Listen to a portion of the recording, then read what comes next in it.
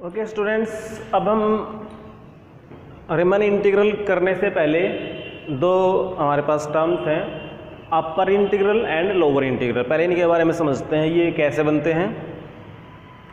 तो इसके लिए हमारे पास वैसे वही एक फंक्शन है, let F be a real valued bounded function defined on a closed interval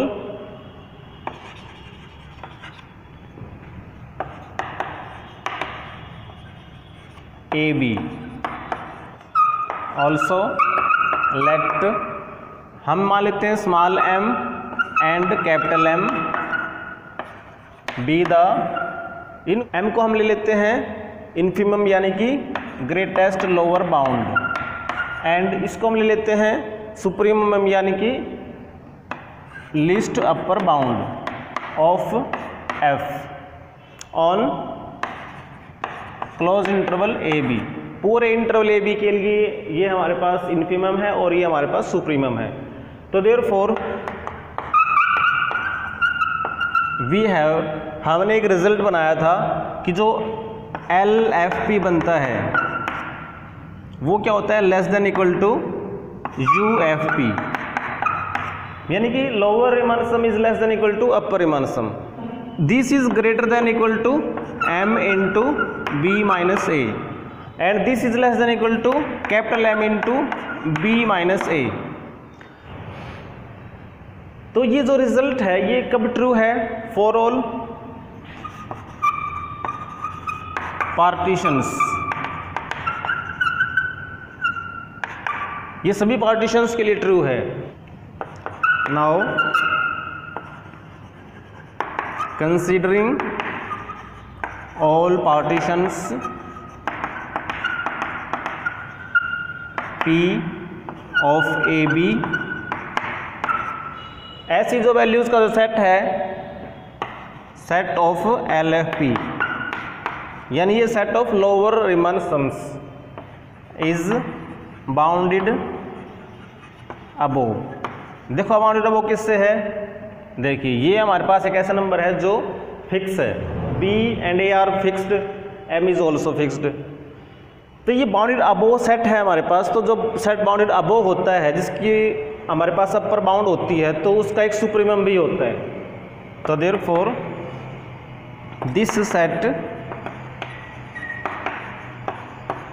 ये सेट किसका है, लोअर रिमान सम का सेट है, हैज़ ए सुप्रीमम, इसकी एक सुप्रीमम है और उस सुप्रीमम को हम क्या नाम दें, एंड वी डिनोट, हम एक इंटीग्रल बनाते हैं यहाँ पर ए बी और एफ डी एक्स, यहाँ पर ए के नीचे एक बार लगा देंगे हम। इस बार का मतलब क्या रहेगा कि दिस इज लोअर इंटीग्रल, ये लोअर इंटीग्रल का नोटेशन हो जाएगा और ये किसके बराबर आएगा, जो इन लोअर सम्स का जो सुप्रीमम आएगा, supremum of L F P. ये कब वेरी कर रहा है, जब p वेरी कर रहा है। तो हम यहाँ लगा देते हैं कि p is a partition of A B. तो ऐसे ऐसे जितनी भी पार्टीशंस हैं उन सभी को लेकर चलेंगे तो एक सेट बन जाएगा और उस सेट का जो सुप्रीमम होगा उसको हम क्या लेकर चल रहे हैं, लोअर इंटीग्रल। सिमिलरली हम देखेंगे यू एफ पी, इसकी भी बहुत सारी वैल्यूज आएंगी, इनका भी एक सेट बनेगा। अगर हम by considering all partitions P of A B we have a set of upper Riemann sums. तो ये जो सेट बनेगा ये देखिए कि this is greater than equal to M into B minus A, ये फिक्स क्वांटिटी है।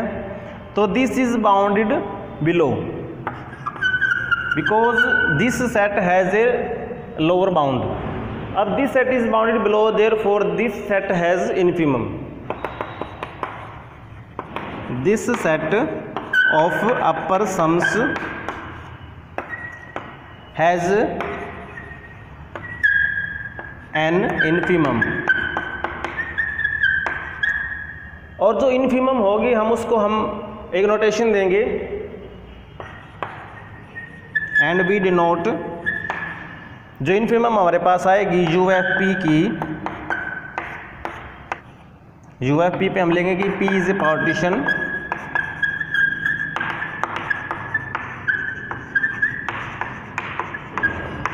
तो इस सेट की जो इन्फिमम आएगी उसको यहाँ लिखेंगे हम INF।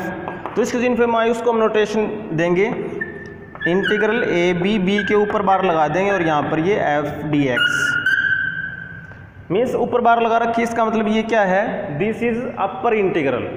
ऊपर बार लगा रखी है तो ये अपर इंटीग्रल है और इसकी वैल्यू हमारे पास क्या आएगी, जो अपर सम्स हैं उनका हमें लेना पड़ेगा इन्फिमम, तो ये उसके बराबर है। अब हम डिफाइन करते हैं व्हाट इज रीमान इंटीग्रल। तो इसके लिए हमने देखिए अभी हमने निकाले हैं लोअर इंटीग्रल और अपर इंटीग्रल, तो इसकी डेफिनेशन उन्हीं से बनेगी।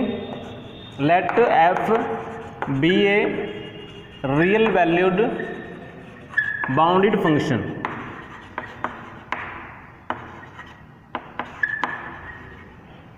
On close interval A B. तो then f is called, f फंक्शनों को हम कहेंगे कि it is रीमन integrable.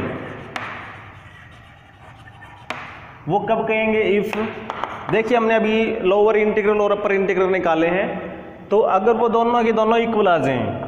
Lower integral कैसे है, ए के नीचे बार लगाया हमने, दिस इज लोअर इंटीग्रल, और राइट अपर इंटीग्रल कौन सा है, यहाँ पर बी के ऊपर बार लगाया हमने। अगर ये दोनों ही हमारे पास इक्वल आते हैं तो उस केस में कहेंगे कि ये जो फंक्शन है वो रीमन इंटीग्रेबल फंक्शन है। और जो इनकी दोनों की कॉमन वैल्यू आएगी उसको हम क्या कहेंगे, and then the Riemann integral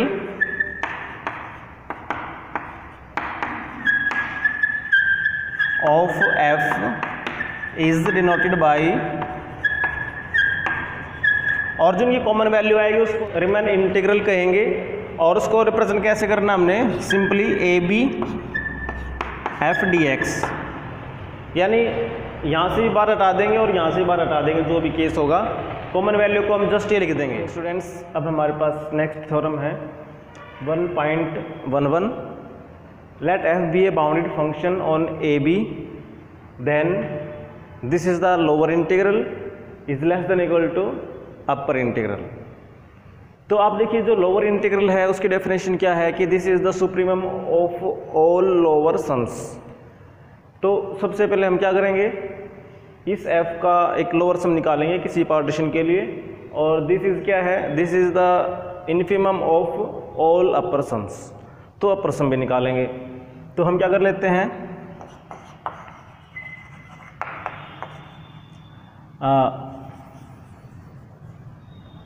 we know that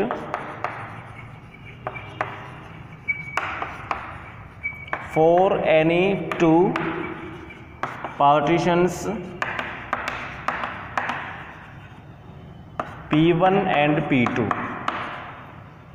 देखिए हमें पता है कि ये लोअर इंटीग्रल लोअर सम्स का सुप्रीमम है, तो लोअर सम के लिए हमें इसके लिए पार्टीशन चाहिए, और यहाँ पर हम यहाँ पर बनाएंगे अपर सम, उसके लिए एक पार्टीशन चाहिए। तो देयरफॉर यहाँ पर हम लिखेंगे, इसके लिए लिखेंगे हम lower sum, that is LFP1, और इसके लिए हम लिखेंगे यहाँ पर अपर सम UF इस पार्टीशन P2 के लिए। अब हमें पता है कि पार्टीशन चाहे कोई भी हो, lower sum is always less than equal to upper sum, तो this is less than equal to. अब इसके बाद देखिए P1 हमारे पास कोई भी पार्टीशन हो सकती है, P2 कोई भी पार्टीशन हो सकती है। हमने लिखा है फॉर एनी, तो हम क्या कर सकते हैं, इस P1 के लिए हम क्या कर सकते हैं, इन जो भी हमारे पास लोअर सम है इसकी सुप्रीमम ले सकते हैं, taking in list upper bound over all partitions P1। P2 को फिक्स रखेंगे हम, P1 के लिए हम क्या ले रहे हैं, इसकी सुप्रीम ले रहे हैं, तो सुप्रीम जो हम लेंगे वो हमारे पास क्या बन जाता है, लोअर इंटीग्रल। ये आपका एज इट इज अब क्या करते हैं, इस साइड इनका ले लेते हैं इन्फीमम। इन्फीमम यानी कि greatest lower bound over all partitions P2। तो हमारे पास ये क्या बनेगा, ये तो एज इट इज, और इसकी जगह क्या आ जाएगा, अपर इंटीग्रल, यहाँ पर बार लग जाएगा। Has the result. तो इस रिजल्ट में क्या दिखाया गया है कि lower integral is always less than equal to upper integral of the same function.